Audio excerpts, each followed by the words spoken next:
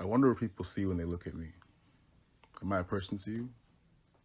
Can you identify in some way with me? Or am I just another nigga, subconsciously put into boxes as if we're all the same? That same subconscious is what's boxing in your brains. To see all the pain, all the shit that people with my melanin go through. This pigment, which is all it really is. How does a chemical in my genetic makeup make others wary? I'm still trying to figure this out. I feel the stares of people and their judgment like laser beams, in eyes that look cold and unwelcoming. How they try to read you, but the pages would be too great for any comprehension. They're not ready to take a step in my shoes. The size is just too much to fill. While some can live there, others just look from the outside. Jaws dropped. That was a piece titled White and Black by Tarek Boyce from his first book of poetry titled Black, Blue, Green. It's a book with a collection of 10 years of poetry writing. You can follow him on Instagram at Poetry by Rick, spelled R-I-K, for more information. Hello, my unapologetic beauties and beaux. Welcome to a special segment brought to you by Unapologetically Her, titled Unapologetically Black. Unless you've been living under a rock with no source or connection to the news, social media, and the outside world, you would know that despite the pandemic going on right now, we as the Black community are facing yet again, let me reiterate again, pain, frustration, fear, anger, rage, sadness, and confusion. And what normal people would say in light of, I am saying, in the darkness of the murder of George Floyd by an incompetent Minneapolis police officer along with his 3 incompetent counterparts. However, it's not only George Floyd that we have lost, but Ahmaud Arbery, Breonna Taylor, DeAndre Campbell, among others are just to name the few who we have lost this year, but add on to the long growing list that stems from as far back as our grandparents can remember. This is more than just a protest. This is the Black community trying to have their voices heard and their lives valued. In light of the protests and all that has been going on, both across the border and here in our own backyard, I realize that it's not only my due diligence, but my responsibility and my right to use my platform to not only voice my thoughts and feelings, but to give others the opportunity to share their voice as well. With that being said, this week's episode titled Unapologetically Black has been broken up into several episodes. Because let's be honest, one would have been way too long, and the goal is to keep your attention and to make sure that you listen attentively. The goal is to not only discuss what's going on, but to discuss how we're really feeling, talk about personal experiences, our history, about oppression, interracial relationships, what it's like to be out there on the front lines, how it feels to be Black in today's society. There are so many different ways to experience it, but in one way or another, we're all able to relate to each other. The goal is to touch on things that we don't always get to hear about, and from the voices that you wouldn't normally hear from on a day-to-day basis. Now, before I play the interviews, which were previously recorded throughout the week, please keep in mind that listeners' discretion is advised.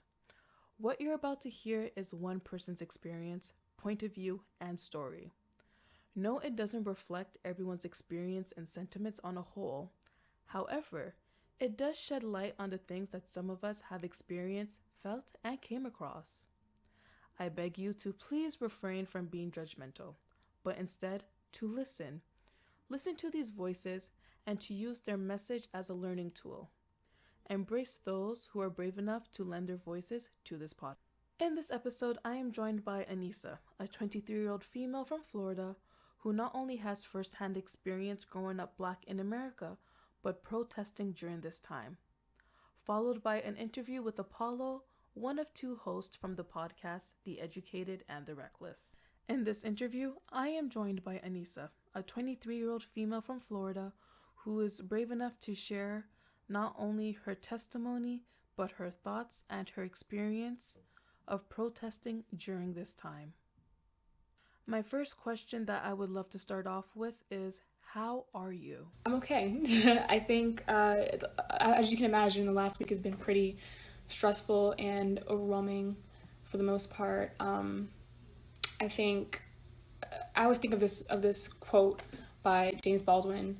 To be, I mean, this is not the exact words, but to be essentially to be a black, a conscious and aware black individual in America, or for anywhere for that matter, is to be in a state of rage all the time. And I found that recently. I've been the last week. I've been so angry, just so frustrated, so exhausted, having to debate these topics that are so important to our community, and trying to help people understand where we're coming from. And you know, some people are just ignorant, and they don't understand, and they don't care, and they don't care to understand. And so it's difficult to have that discussion all the time. It's almost like it's our job as black people to educate. Can you describe for us firsthand experience what it's like to be out there protesting? Being at the protest, being on the front lines was just absolutely exhilarating. It was just, everyone's passion was so palpable. Everyone's energy was insane. You know, you're facing off against at least 30 officers in riot gear, you know, with batons and tear gas canisters and shields right in your face. And, you know, it was terrifying, but it was also so empowering. And I remember everyone's like I said, everyone's energy is so heightened. Everyone's so riled up, and it gets you even more riled up. And just seeing even non-black allies out there ready to risk everything, risk their lives for ours was incredible. It was just, I mean, I was emotional, honestly, just watching that. And thankfully, when I was there, at least the protest was nonviolent, thankfully. For those who are thinking to join a protest in their own city, how would you suggest for a person to prepare for one? When you're going to a protest, first thing, of course, is sign to hold up. A fanny pack or a backpack to hold your items, such as your cash, not debit cards or credit cards. Water is so important. I was out there for 5 hours, walked about 12 miles total in the sun. So I became super dehydrated and lightheaded because I was giving my water bottles out to everybody else. But you need water, it's so important. Snacks to refuel, because you're going to be burning a lot of calories while you're out there, walking around and screaming and kneeling and all this stuff. You're going to need comfortable shoes, comfortable clothing, form-fitting but comfortable clothing in case you need to run for any reason. Write your emergency phone numbers down on your arm in case you get arrested. And you don't wear if you wear contact lenses, don't wear them out there in case you get tear gas or pepper sprayed. And also bring milk or water with baking soda in it for tear gassing. Now, this is a bit of a combination question, but do you believe the media is portraying the protests accurately or inaccurately? And how are the police interactions with the protesters? I'm getting all of my news from Twitter and Instagram, so I'm not so sure how Canada and other countries abroad are portraying what's happening in our country, but I'm assuming they're showing a lot of the looting and riots, which I guess that's somewhat accurate. I mean, it's occurring in a lot of cities, but I think they're allowing that to diminish the message and twist the narrative of the bigger picture. There are way more nonviolent protests happening than there are violent ones. And the ones that do turn violent, a lot of them are actually turning violent because police are inciting that violence. And that needs to be discussed a lot more, because there are people who are literally protesting peacefully and get tear gassed or pepper sprayed in the face for absolutely no reason. Now, this is once again another combination question, a little bit longer. We've seen this happen a lot within recent years, and it goes back even further than what we've learned or what we remember. Why do you think at this current moment, voices and protests seem to be stronger and more determined than ever? Also, how do you feel when you see the looters and the destruction of businesses, especially smaller Black-owned businesses? The topic of the looting and the riots, of course, I prefer if local and small businesses weren't touched. Of course, I prefer if nobody was harmed or injured. But do I overall support the riots? Absolutely. I'm not advocating for destruction. I'm not advocating for violence. I'm advocating for change by any means necessary. People are more focused on how we're protesting than why we're protesting, and that shouldn't be the focus at all. Like, look at what led up to these riots. Like, look at what led up to it. you can't really pass judgment on how people decide to react when they've been being slaughtered in the streets for years and decades without any consequences, with nothing being done about it. Of course people are going to react, and be super upset and be angry and react accordingly, and you can't really judge that. It's clear that we've exhausted all other options at this point, because they don't listen when we just hold up signs and kumbaya peacefully. Like that alone has never worked. So an entire system needs to change. Police are rarely, if ever, held accountable for their actions. An entire system needs to change. And you may think it's extreme and irrational, but if rioting is what sparks that change, brings about that change, maybe it's worth it in the long run, right? Rioting has been a legit form of protest and a tool used to make political statements since the beginning of America. The Civil Rights Act of 1968 was passed after 6 days of rioting in 110 American cities. 110 American cities rioting. 6 days later, the Civil Rights Act was passed. So, it might be extreme, but it's worked, and it's working right now. With that being said, many of the looters are not even protesters. They're just people taking advantage of the situation. And of course, when you have a riot, there's going to be people that participate in opportunistic robbery because it's convenient, but they don't define our cause. They're just a small percentage of us, and they're outliers, and they're just a portion of those trying to do good. Stop trying to twist the narrative that our movement is senseless by mixing in those trying to make actual difference with those who are just looting for no reason. Like, don't mix this together, because they're not even a part of the cause. They're just people trying to take advantage, like I said. And honestly, for the multi-billion-dollar corporations that have contributed to Black oppression, I couldn't care less if they get looted. Honestly, they'll be fine. They have insurance. How do you feel about hashtags and campaigns like the one we had this past week, Blackout Tuesday? Do you feel like these things help the initiative, or are they counterproductive? I do think that our movement is getting more support than it ever has before, and it gives me so much hope to see that. I mean, I've seen protests happening in New Zealand, South Africa, Ireland, Germany, France, Puerto Rico, Japan, like places that I didn't even know our voices reached, and I think the difference with this hashtag is that people became so infuriated that they began burning down their own cities to get their point across. Like, I mean, our biggest cities are on fire. People are storming the White House. Our highways are traffic is stopped on highways because people are protesting. Like, it's a visceral reaction that the government has never seen from its citizens before. And I think it's terrifying them. They were laughing at us when we were kneeling at football games during the national anthem. They're not laughing now. I think another reason why it became such a big phenomenon around the world is because of the absolutely horrific video of George Floyd's death that blasted on social media. I can be honest and say that I became desensitized a lot in a lot of ways to watching Black people die at the hands of police on video. You see it so often.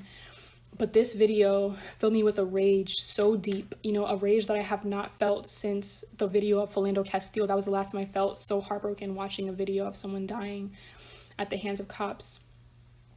And, I think people of all races just couldn't ignore it any longer.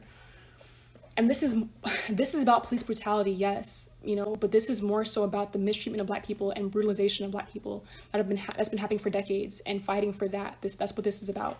It's bigger than George Floyd. This is so much bigger than George Floyd. This is about every single Black person that was targeted and brutalized and killed by police officers, And obviously it's about police brutality. That's what I'm saying, police brutality. But at the same time, it's more so about the mistreatment of Black people that's been happening for decades with no consequences. I don't think Blackout Tuesday and things like that are counterproductive at all.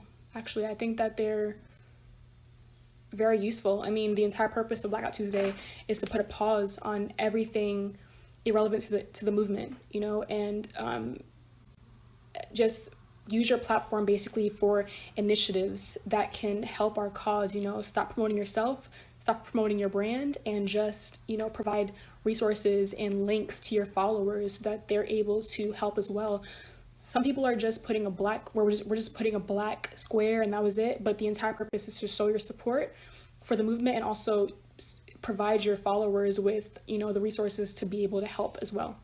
What can you say to those non-blacks who are afraid to speak out or who would feel that it's awkward or not their place? To the people who are afraid to be allies or speak out for us, we need you. We need you now more than ever. I can't stress that enough. We can't do this alone. We never could. Black people are only 13% of the U.S. population.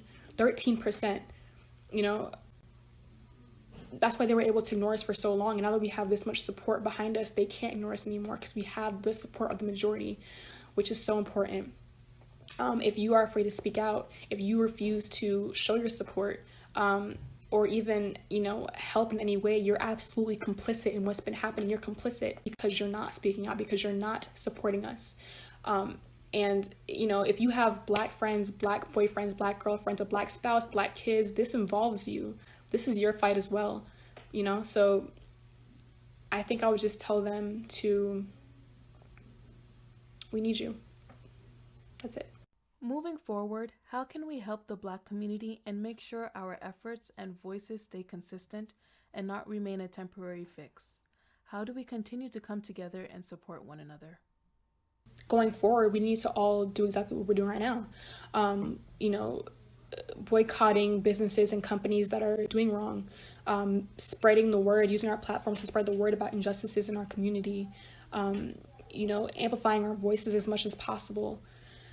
In terms of government, it's going to take a complete overhaul of the system. It's going to be, it's not an easy fix at all. It's going to be a longer fight.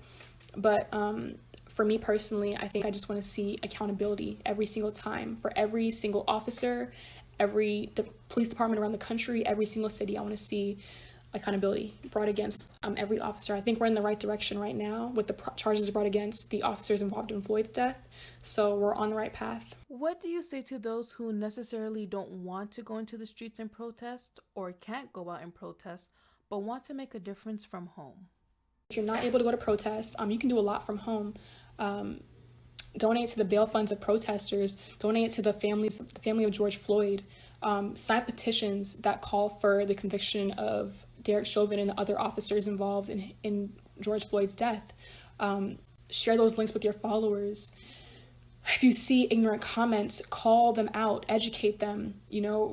Don't ever stand idly by when you see blatant racism, ever, whether it be in real life or on the internet. Standing by, especially, if it's your friends or your family, makes you complicit. And before we wrap up this interview, do you have any final remarks that you would like to say? My ending thoughts. I'm just really glad this is getting so much attention around the world.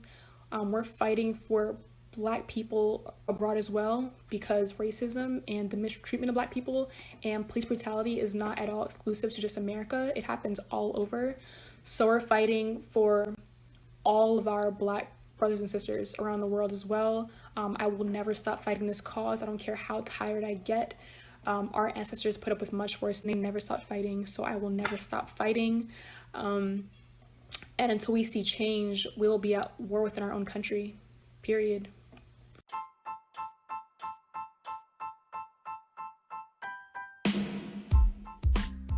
I hope that you love what you're hearing so far. Stay connected by not only listening to the podcast, but you can watch the recordings on the YouTube channel, Unapologetically Her Podcast, and follow the podcast on Instagram at Unapologetically Her and at unapologetic_UH on Twitter.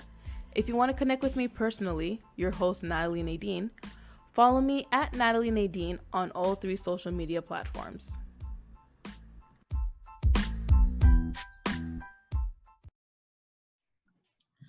Okay, you guys, we are joined by Apollo from the Educated and the Reckless podcast. Thank you so much for joining me today. Thank you for having me. It's a pleasure being here. I enjoy talking, to making new content and allowing people to hear my voice. Absolutely, and a voice that needs to be heard. Thank you. Thank you. So my first question, I usually start off asking everyone, especially with this episode, how are you? Me personally, I'm doing well. I always like to keep myself in a positive state of mind, even though I see a lot of going on not even what's going on right now, but even dating back to like coronavirus and just always me being in moving around. But I always try to keep myself in a positive mind. So I can say for myself, I'm doing well. Yeah, doing well, positive and all of that. That's good. And that's the thing too. Like there's some people where they feel like they're angry, they're sad, there's a big question mark kind of like over their head, like what's gonna happen next. But that's good that you can still find a way to stay positive within these times and be like, okay, how can I look at, I would guess, the bright side?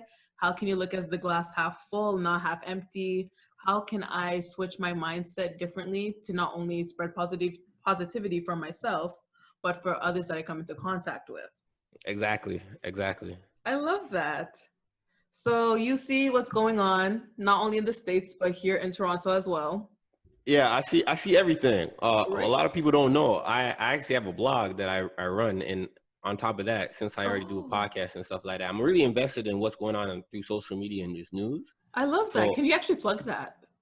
oh, Apollo for the People, that's what the page is called. So I Nice. created that back in 2017, just for a way for me to kind of continue to find more information about my passion because I like hip hop and stuff like that. So Mm-hmm. I just in terms of just finding news and other content and just putting it right there. So it forced me to just kind of stay on the trigger in terms of what's going on in the world in terms of hip hop and just social issues in general as well. Yes. Okay, so make sure you guys hit that up. The description, if you're watching this on YouTube, will be in the description box. If you are listening to it, head over to Twitter, Instagram. You'll see all the information there where you can check out his blog, check out the podcast he's a part of, and also hit that follow button. Hey, thank you. Right? You guys, again, one of the main things we have to take away from this, support others within the Black community, support each other. Yes, sir. That's what it is. That's what you got to do. You got to do, Exactly. especially right now where it kind of seems like it's us versus them. This is a great time, not even to try to in-house fight with each other, but to educate each other if we see another brother or sister misinformed, and bring Yes. them on the same page in terms of why we're going about this, and what's working and why is it working like this, instead of kind of demonizing our own people and, Mm-hmm. and creating divide, which is unnecessary because we can't be fighting for our own rights and fighting against the injustices and then bringing each other down within it. It's kind of counterproductive to the overall movement because that plants envy and seed and it would hurt us from the inside out, right? Who can debate that? I'm with you 100% facts. Who can debate that? Are you Exactly. kidding me? Yeah. Okay, so I'm gonna jump into our first question today. So, where was I? Oh yes. So, do you think you can kind of speak on the protest that happened this past weekend here in Toronto, and how did you feel about it? So I'm going to be honest, I was not present there, but I do know the people that were affected by that, unfortunate situation that had happened with that young lady Yes. and the police officer. All the information that I do know is that, there was a call because she was some mental illness and the family was trying to find a different way to deal with it. So they Yes. called the police. And from that step forward, and then we just see the videos of the cousins and the family mourning her death because she somehow, fell to her death from a balcony. Allegedly, they're saying the police did it, but Right. and Allegedly. yeah, Yep. allegedly. So when I saw that, and then I saw the protests come up about, I feel like it for us over here on this side, we're dealing with the bombardment of what's coming from the United States, as well as what we harvest here as well as a community. So when we saw that happen, as well as George Floyd, RIP to that man, his death, and how it brought emotions towards people in Canada, especially the Black people in Canada. Yes. It was a whirlwind of just like, we need to have injustice. So when they did go out there and protest for that young lady, it was for her, but it was also for the George Floyds and stuff like that, and other countless Black people who have Exactly. lives been taken unjustly from police brutality and things like that. Uh, so yeah, I can't say I was there, but from what I saw, videos and pictures, it seemed people came together in unison and with a common goal, and it was very peaceful. and it looked like it was changing, or it caused some type of snowball effect with inside our political figures, because we saw Justin Trudeau and To John May, Tories. yes, exactly. Mm-hmm. So they recognize what's going on, and we were able to bring out a lot of people to, you know, show where we stand on in terms of the community inside Toronto, GTA, and stuff like that. Absolutely. Kind of like how you said that. Be like, it wasn't just a march for, and just in case if you guys don't know, her name is Regis Korchinski Paquette. So if you kind of want to CP24, Google her, you can kind of see the story that Apollo's referring to.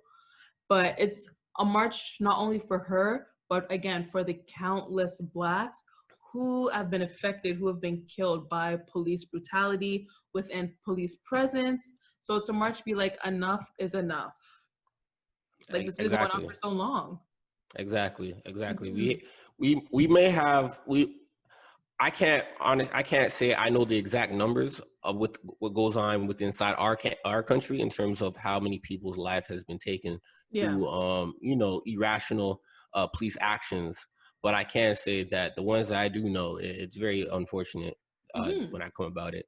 And you know, 2020 is allowing us to all come together and practice unity and fight against the injustices that are faced towards us. Because I wanted to say that although we may not, you know, we may not all understand certain aspects of each other in terms of like my other fellow Black sisters and brothers, Yeah. but we all can say that we kind of do share a collective experience in terms of what the Black experience, and we all can relate on that. So that's what Yes. brings us together. No, I definitely agree with you. And when you said the part that we don't really necessarily know the numbers when it comes to, Canada versus America. However, how do you feel when people say racism and police brutality is not as prominent in Canada as it Mhm. is in the States, or when they say it doesn't exist at all? I think those people might be ignorant in terms to what's going on here, and I don't say Mhm. ignorant to be in a mean way. Ignorant just means you lack knowledge and knowing, right? Yes. So they, in a better way, they don't know, right? They don't know, and it's kind of hard for them to know because we don't necessarily have the strong outlets that are focusing that type of news energy in towards the community and towards other people to allow us to know what is going on, who's really being vigilant. I Hmm. can't even say the word, but who's really The being words. out there, letting us know that there's a lot more injustices happening. So Yeah. there might be injustices that do happen, and people tend to not downplay them or not to speak on it, you know, into a very big sphere. But it happens. Mhm. It's just that in Canada, I'm not quite sure where can I find those information from. Like you might have a small conversation with a friend or two or a friend of a friend, and they might Yeah. just say that they had been unjustly profiled by police and stuff like that. And I believe Toronto had its own little carding issue that we had a few years ago that Hmm. you know, was at the forefront. So there's a lot of prejudice or profile racism and stuff like that. But our racism is more polite in terms of why I say polite. It's more covert. It's Yes. still systematic. It's covert though, but they'll smile in your face and then try to systematically bring you down in a way that you might just consider that you were just not qualified for, say, a job, or Hmm. it was other things that hindered you rather than your race, right? And I think that's what people don't really seem to understand, especially if you're cross border. One, our media, our news doesn't get played like that in America, like America gets played here. Yeah. I remember I had mentioned something on Twitter. I think it had to do with the show Black AF that came out on Netflix. Hmm. And someone commented to me, "Oh, well, you don't know how it feels to be Black and colorism." I said, "Where do you think I live?" I'm like, don't get it twisted. As much as I love Toronto and Canada, I love my country.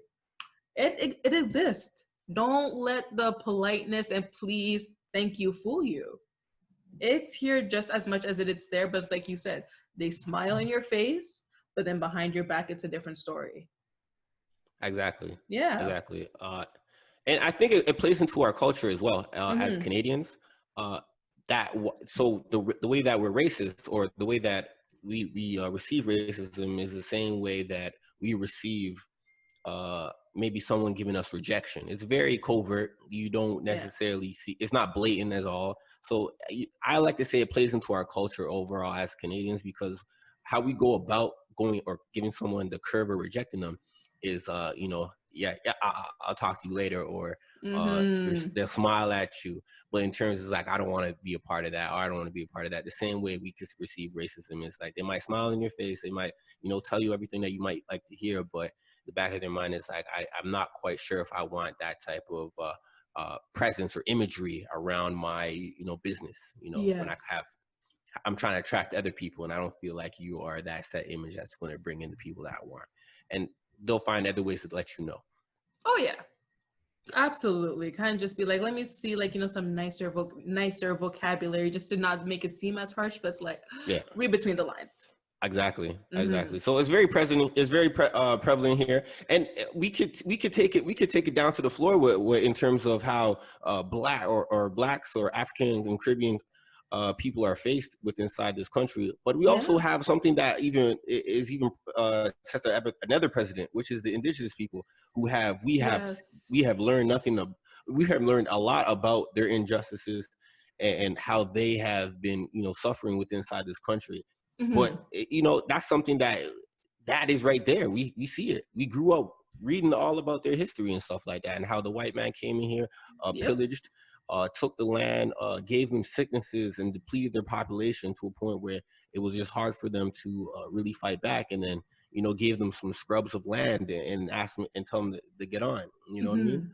Mm-hmm. And these reservations, I had traveled somewhere, some part of the country, and these reservations that these indigenous people stay on, they are very out the way. Really? They're very out the way. It's not like they're not like an hour away from here sometimes. Well, I'm No. not quite sure about Ontario, but from where I was, it was very out the way from the very nearest metropolitan city. So Oh, yeah, wow. And it's sad too, because like you said, we've been hearing about this just as much as you've been hearing about Black history, you've been hearing about the indigenous history and their community. Yet here we are, decades, century later, and it's still, history repeats itself. yeah, To yeah. how much killings they've had that people actually don't talk about at all. The Hmm. struggles they face, but again, people kind of just turn a blind eye because they're minority or they're this, they're that. They don't care. They're not close to us. That's not our neighbor. Yeah, yeah. Mm-hmm. See, and so I'm glad that you brought that last part up. Us as North Americans in general, the Western society, we don't care about a lot of things until it's right there on our doorsteps. Yep. Yeah, and And we're I, all I, guilty of that. I'm all guilty. We're guilty. Mm-hmm. We're guilty. I'm very guilty of it. I'm very guilty of it. If it's happened somewhere else in the world where it's far from where I'm at, and I'm able to wake up in the morning in my bed without any type of reason to be concerned, Yes. uh, I call that a good day, and I'm not necessarily focused on what's going on. But it's unfortunate because I'm doing my stuff over here, and I'm able to live a fruitful life while someone else is suffering. And Mm-hmm. possibly, if all of us band together in terms of trying to have a unified world, the world would probably be in a better place. But before we got to get there, we got to still figure out what's happening in home base. But I just want to say that. No, you definitely, it starts within you. It starts within yourself, your own backyard. Yes, what's happening over there and over here is important, but it starts with you. Take the time Yeah, to educate yourself. Take the time to speak with someone, get their firsthand experience. Don't take everything at face value and really go in depth with what's actually going on. Because it's here, exactly, it's right under your nose. But again, if it's not like, wow, here's a billboard in front of you, it's like we it's just ignore it.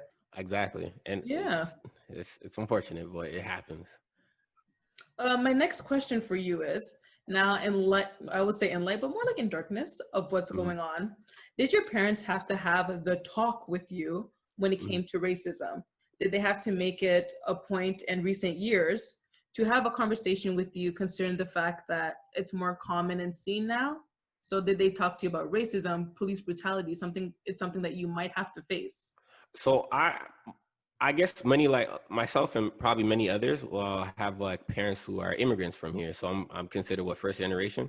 Mm-hmm. And my mom's African. She's from Nigeria, Yeah. and I never had the conversation in terms of racism conversation. I can't recall.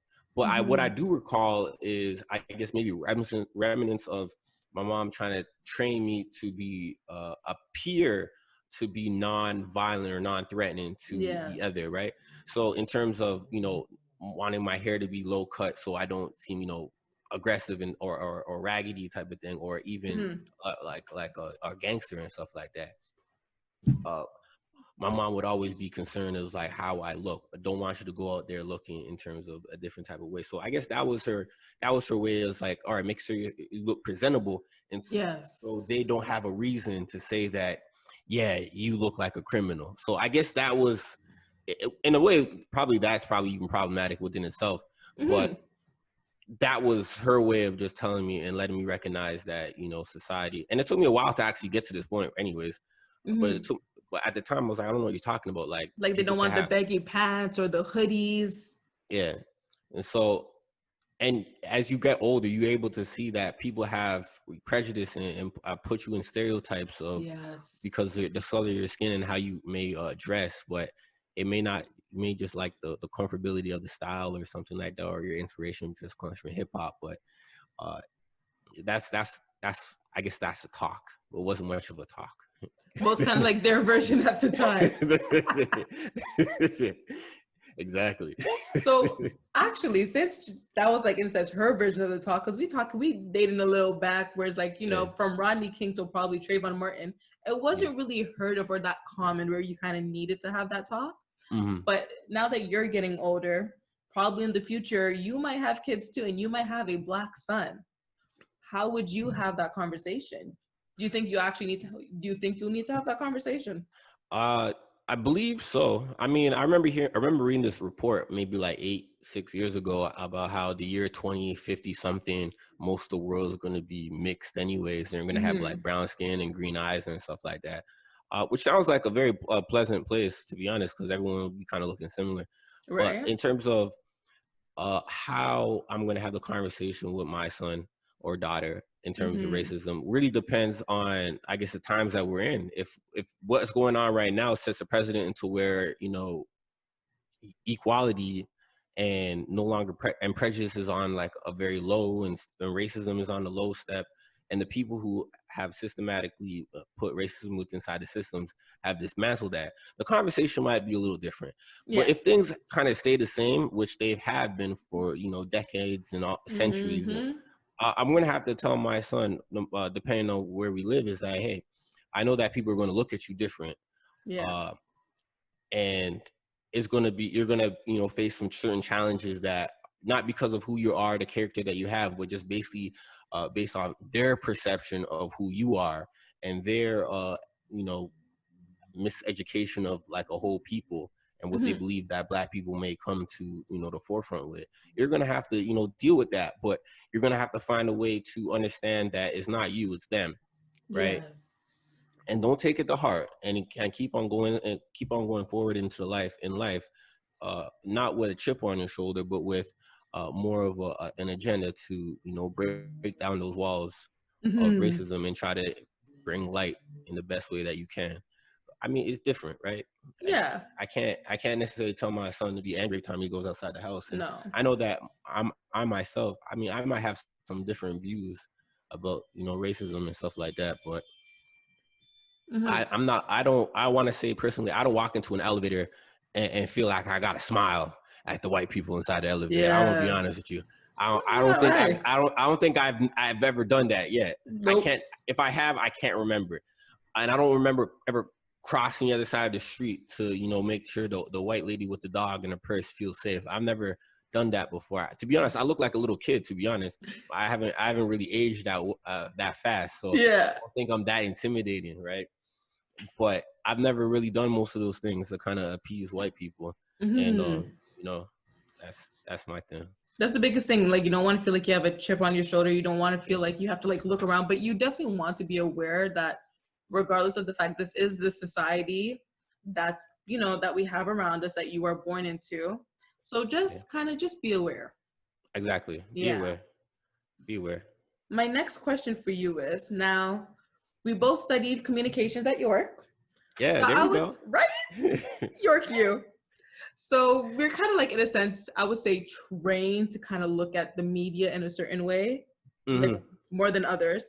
So Yeah. how do you feel when you see the way in which these events are portrayed in the media, and how journalists, celebrity influencers, and others narrate it to their following and to the public? See, I'm glad that you asked this question because as you know, I see the media differently. So Mm-hmm. I don't necessarily get caught up the Nope. way that other people may have. So I look at it as I'm like, okay, this is what they're doing. I see how they're framing it, and I see what type of agenda it is. And sometimes sometimes media is objective, but a Mm-hmm. lot of times they skew to the left or they skew to the right? Yes. Because they have a following, they have an audience that might play to that audience more just because numbers and audience and revenue. It's money. It's a money game a lot of times, but Oh yeah, money and branding, my brand.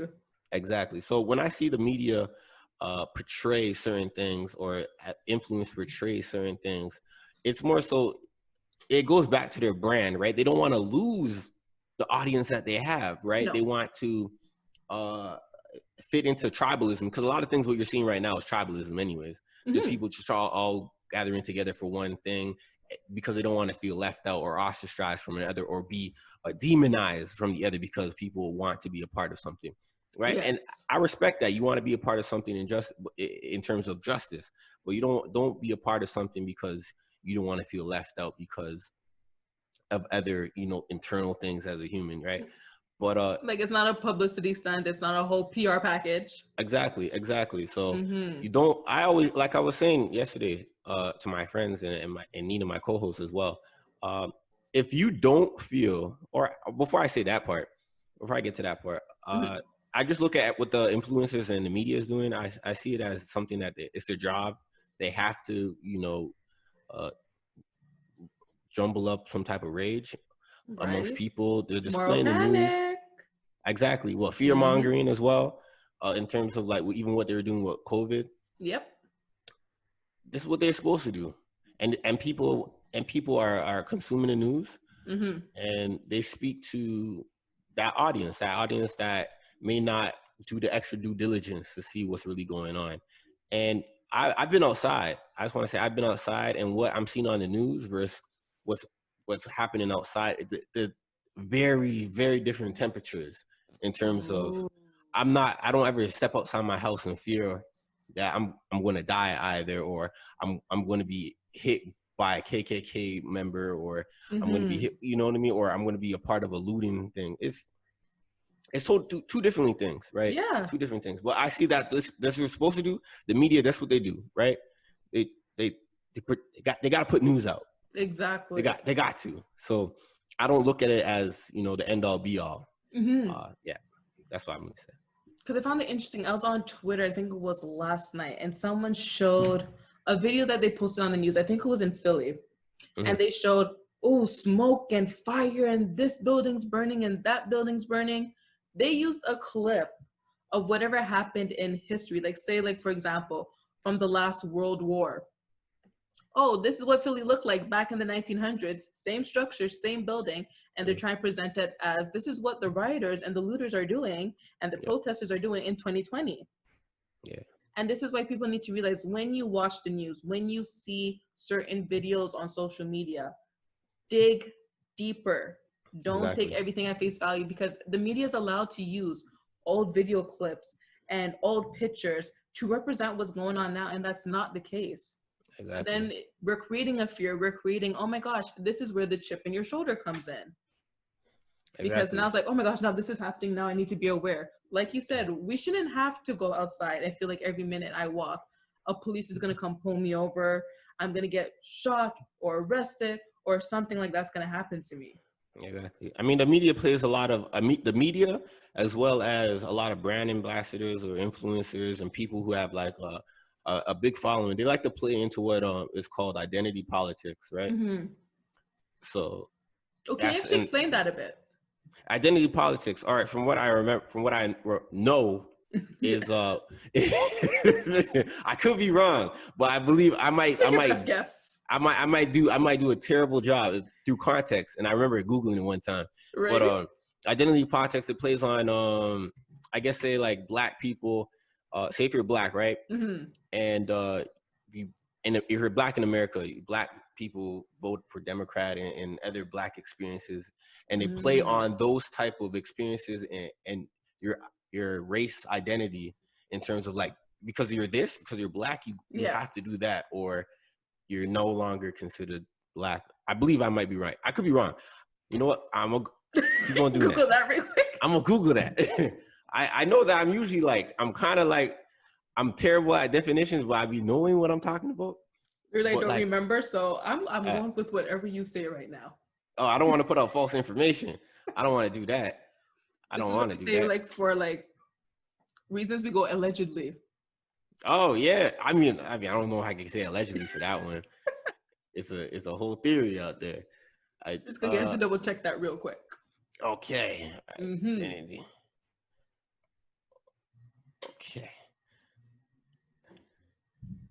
Okay. A tendency for people of a particular religion, race, social background, etc., to form exclusive political alliances, moving away from traditional broad-based party politics.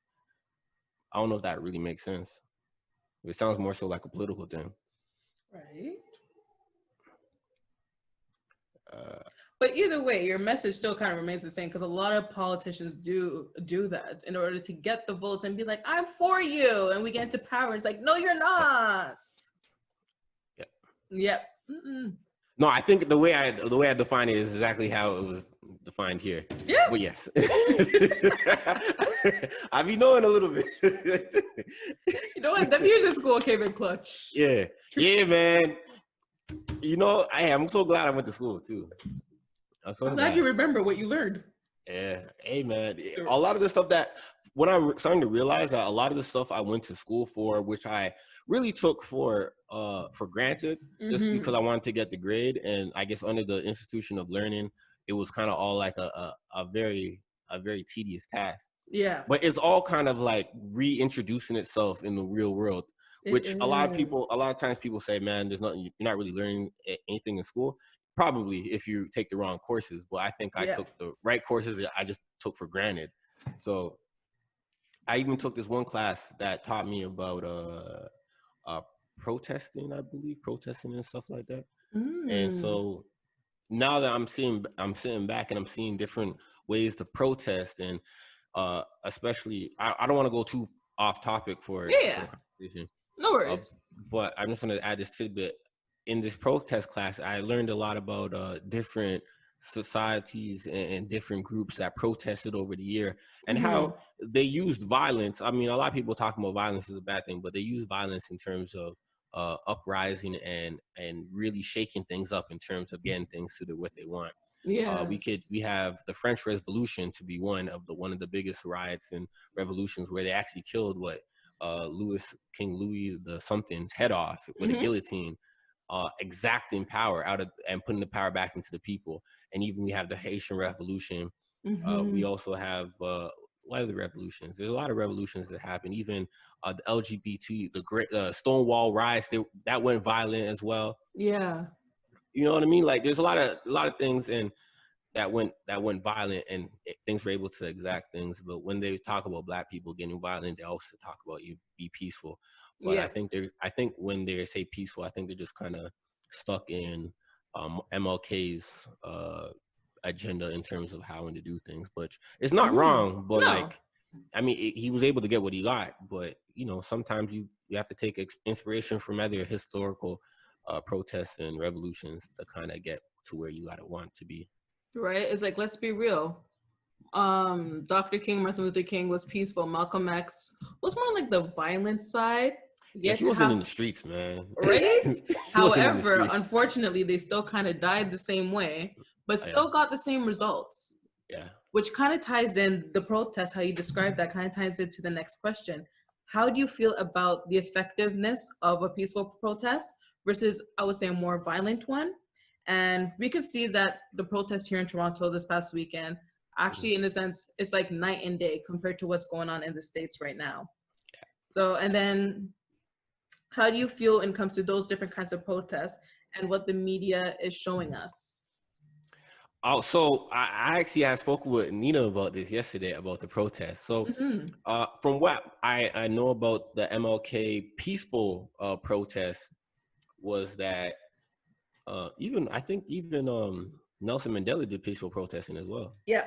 Yeah, but from the MLK protest, from what I remember, the reason why it was peaceful is because Black people in America at that time were seen as 3/4 of a man or something like that, or less than a human, basically. And so Martin Luther King and his congregation went into this going, we can't be seen as human if we if we play into their vision of who we are as animals, right? If they think that we're barbaric and they think that we're animals and stuff like that, they're not going to give us what we want.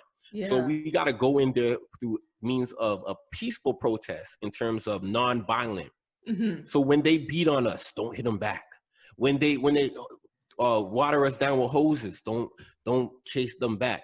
You have to take the beatings, because when they show us in the news and the newspaper with pictures of us being beaten, it will bring the emotion out of the general public of the white people in America at the time to go like, and for them to feel sympathetic and empathetic to what our people are going through. That's why they did it that way. But that's why that was the peaceful protest at the moment, because they wanted to bring emotion through the general public and go like, well, why do they keep on beating these guys? Are not doing anything to them. Why are they violently just beating these Black people? So that's how it was generated. So that's if and that's a plan. That was a plan.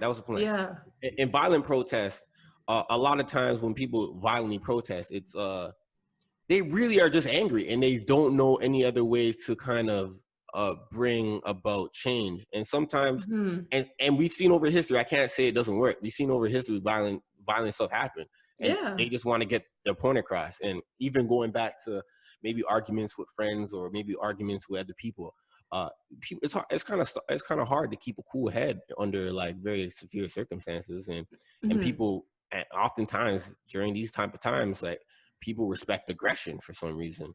Yes. You know what I mean? So when you be aggressive with someone, it was like, all right, I hear you. All right, what do you want? Let's just figure something out. Right. Maybe this is the time where we have to be ultra aggressive and bring it to the doorstep until it's like, all right, you got us. Because I see a lot of people being like, okay, we've been peaceful for too long. We've been nice. We've asked. And however, here we are again, same police brutality, same method of killing, same method of dying, same sentence, I can't breathe, is being chanted. So if you don't want to take us peacefully, heck, we have to get violent. But kind of a side question, we see the violence, and by all means, do what you have to do. But how do you feel in terms of the looting and the destroying of businesses, whether big or small? So this is another thing too. I feel like depending on who you ask, you'll get two different questions. Me, I would like to stay in the middle in terms of just because I've seen two different perspectives on it. I seen one You have to put video, yourself in both shoes. Exactly. And there's a lot of nuance to it anyways. Yeah. From looking at it, I saw another video on Twitter, and one guy had his camera videotaping. It was like, yo, push over the truck or something. And then people look back at him and was like, what are you talking about? What are you talking about? Why? This is a peaceful protest. Why do you want us to push over the truck? And then everyone around him started going like, why you want us to push over the truck? Yo, get the fuck out of here. Get out of here. Because, and then one person was like, if we do any destroying, it's going to go back on the Black people and make them look bad. Why would you want us to do that? But on the other hand, when you ask about looting and rioting, people will go like, violence is the answer. Violence is what else? We've done everything. We've done everything else. We have to loot. We have to violence. We have to create chaos, uproar. This is an uprising. And don't talk about, keeping the peace and not looting. That's what we got to do. And people are angry. And here's the nuance to a lot of it. The Black people as a whole, or maybe not say as a whole, but let's say majority of Black people may not even be starting the looting or the rioting.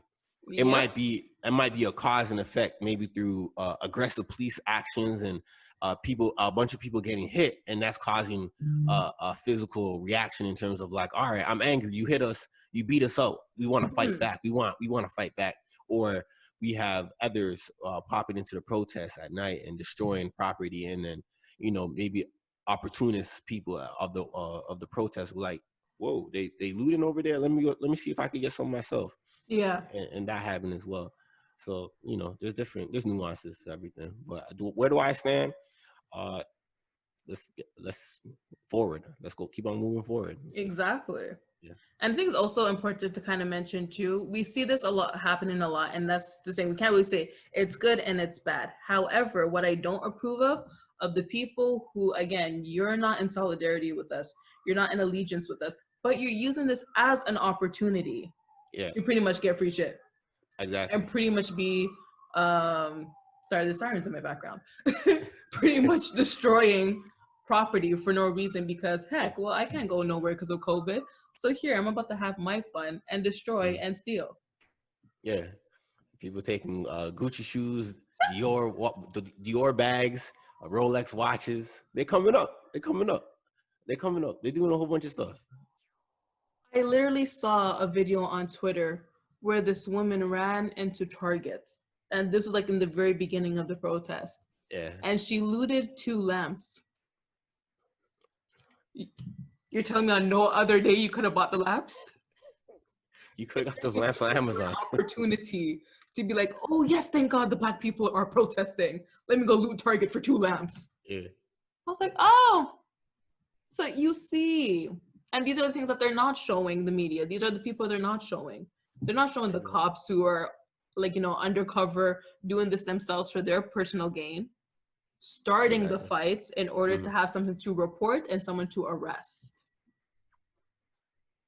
Yeah. So like, if you're going to be out there, you're going to be doing it, just be smart about it. Yeah. Know who you're following. Exactly. Yep. I mean, like when people out in America go on to protest, some might be going for peaceful protest, to be heard, to be seen, the spread the energy and put forth the effort of actually being out there with the people and unifying us. Yes. And then there's some that might just be like livid about their situation and feel like breaking stuff is going to be cathartic, I guess that's what the word, for their anger, and they might exact it out on a small mom and pop shop or a big business retailer like a Target. Yeah. Let me see. My next question for you is, okay, what do you say to those non-Blacks who either haven't spoken up at all, or who speak up in private but not in public, and who haven't really shown their allyship to the Black community, or who think, this isn't my place, this isn't my fight, I feel awkward, this is for you? So I think a lot of the conversations, even going back to, I guess, just conversation with racism, is having those tough private conversations, because those private conversations manifest themselves into public reactions and how you go about outside your house, right? Yes. So if a child is taught racism within inside the home, right, privately, you don't think that child is going to soak up all that type of stuff like a sponge and then project it onto the other races that they may deem inferior to them. So I think private conversations are very important. Very important. A lot of private things that happen in the dark, or not. I don't want to say in the dark, but privately, do manifest themselves out into public in whatever type of way. So I feel like private conversations, those tough private conversations with your friends, talking about if you are non-Black, and you're having those type of tough conversations with your other non-Black friends about how those racist remarks, or how that type of views or lens that you may have on Black people can be seen as counterproductive towards our society and moving forward, and actually oppressing them in a way too. Those conversations are needed.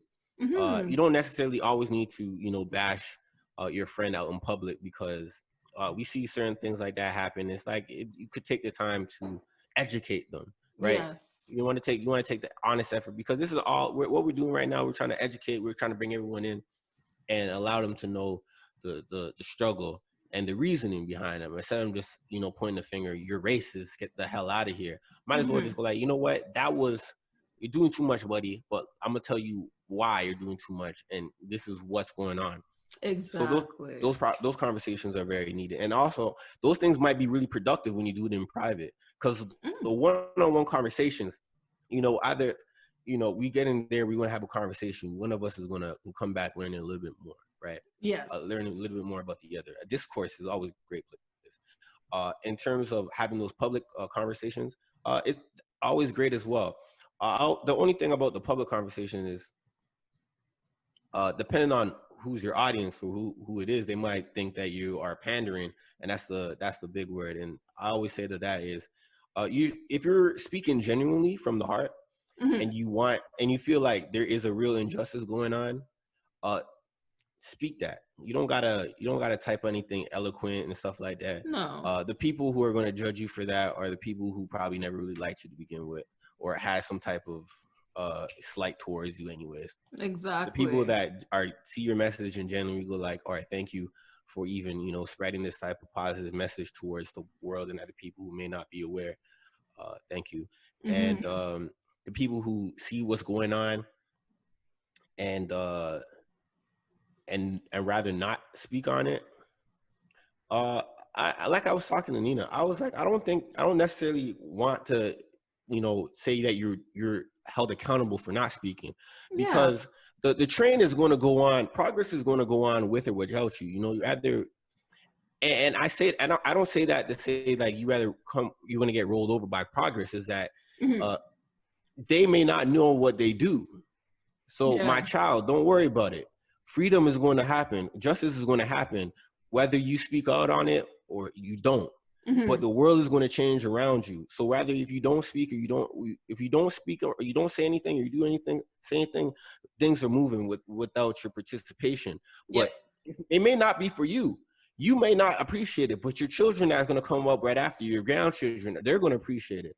So I don't necessarily point the finger and be mad at people. There's a lot of people don't speak out a lot of things. So, you know, injustice anywhere is a threat to justice anywhere. So if we stopping it right here and you don't want to be a part of it, I understand that, but your children are going to appreciate this. All right. Exactly.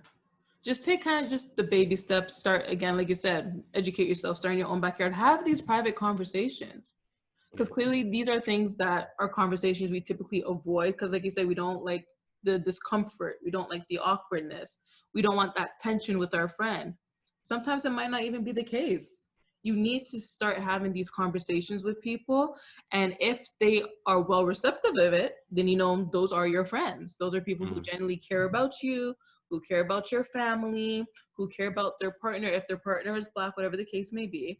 If they take offense to it, or now they feel like they're being attacked, or like, you know, I'm going to unfollow, well, those weren't your friends, boom. Those weren't your supporters. Exactly. Yeah. Baby steps.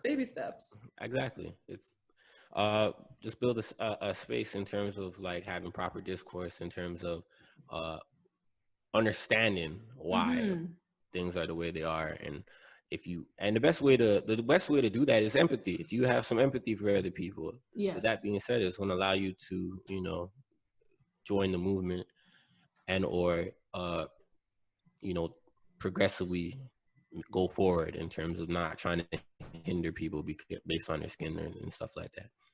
Absolutely. And just put yourself in their shoes and just kind of see, what can I kind of do to help? How can I educate myself on this to make sure that going forward, we're going forward in the right direction? Exactly. And then even what Dr. Umar and I don't know, Dr. Umar and Malcolm X in his early stages, they didn't really want any other people other than Black people inside the movement, because they found that it would infiltrate and saturate, or not saturate, but bring down the overall movement. You know what I mean? So it depends on who you ask.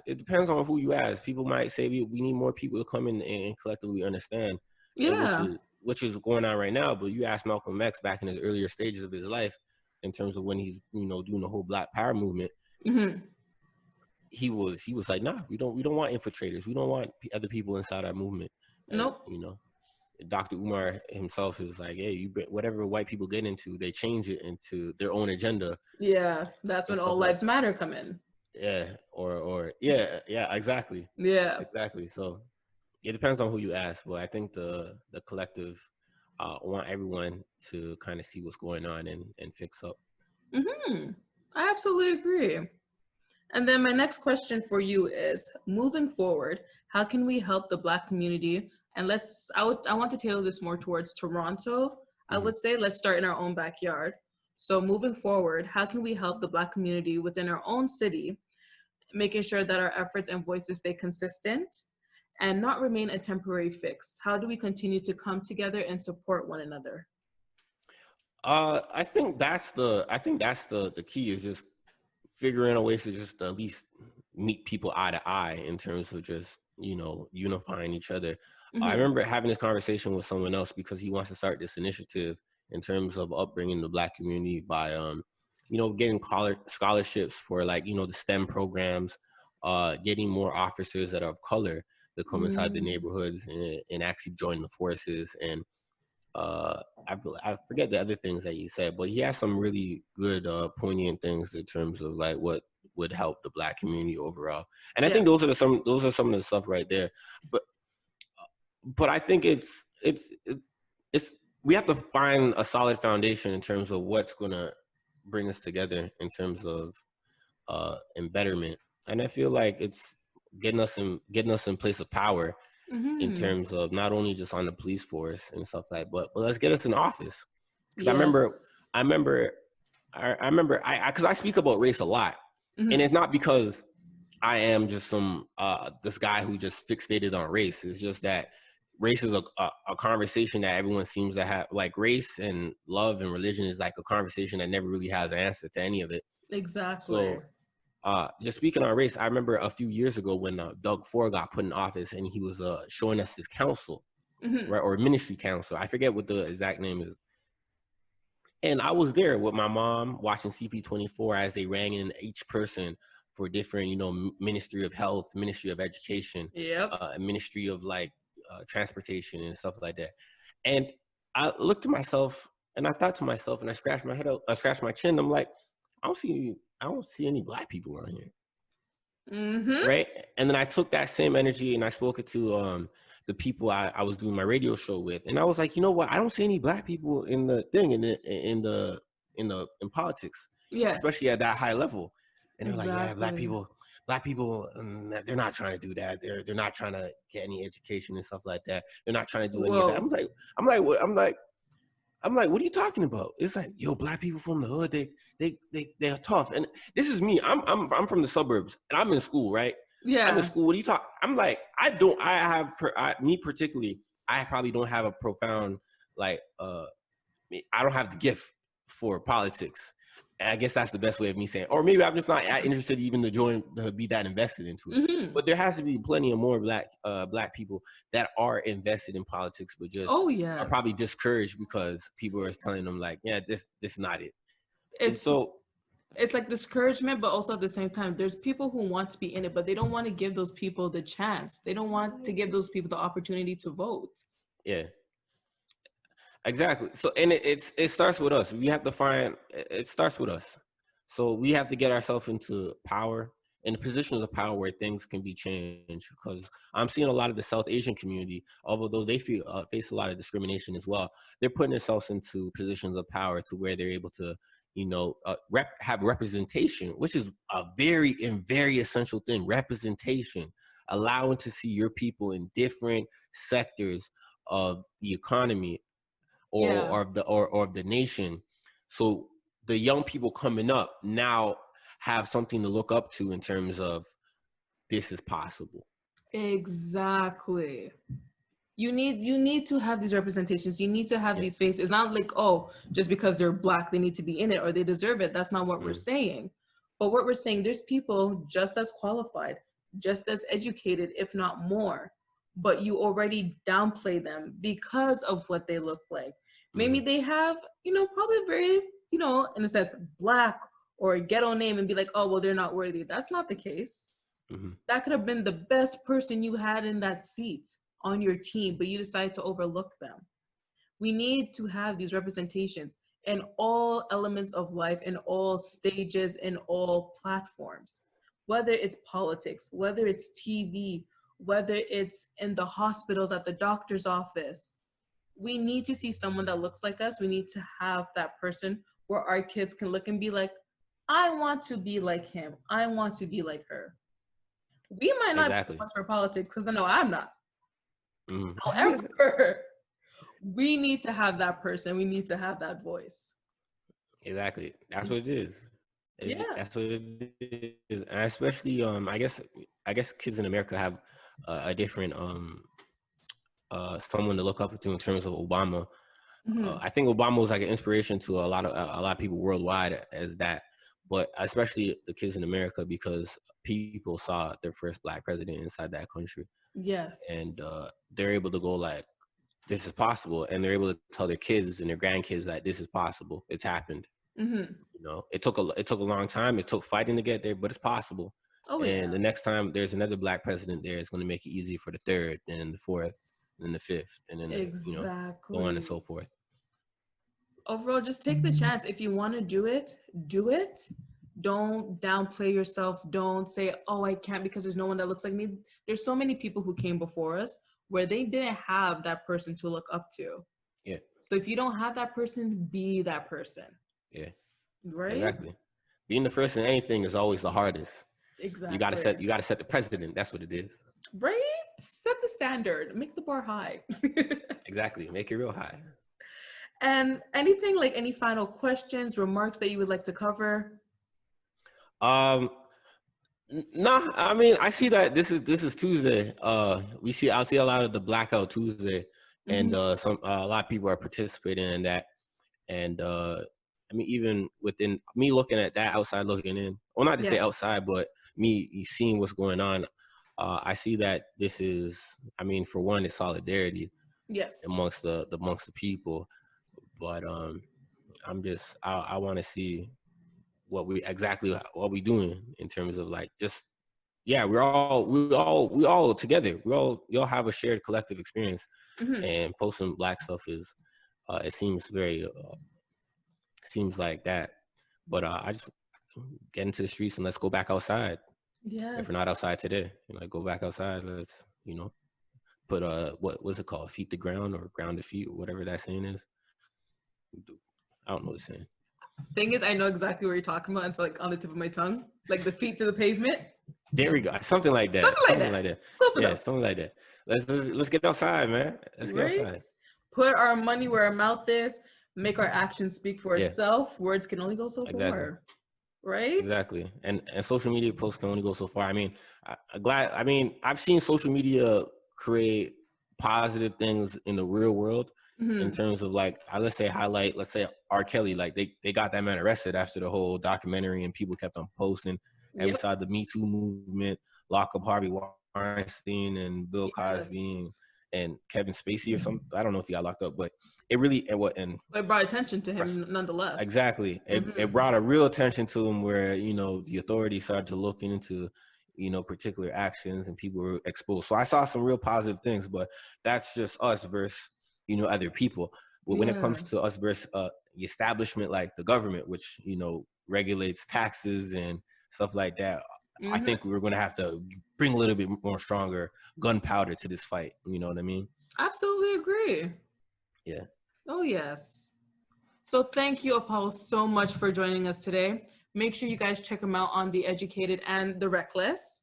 Yes. Make sure you check out his blog, hit him up on social media. Honestly, thank you so much for joining this conversation. I hope you guys were able to take away a point here or there. Thank you. Thank you for having me. I enjoyed the conversation. Thank you so much. All right, take care. This concludes the first episode of Unapologetically Black. Thank you so much to Anissa and Apollo for joining me today. If you have any comments, questions, or podcast topics, feel free to hit me up on social media at Unapologetically Her on Instagram and at unapologetic_UH on Twitter. Also, don't forget you can listen to the podcast on various platforms, including Anchor, Apple Podcast, Breaker, Google Podcast, Overcast, Podbean, Pocket Cast, Radio Public, SoundCloud, Spotify, and YouTube. Once again, thank you all for listening. Hopefully you'll tune in for a new episode. Much love, peace, stay safe, and stay black.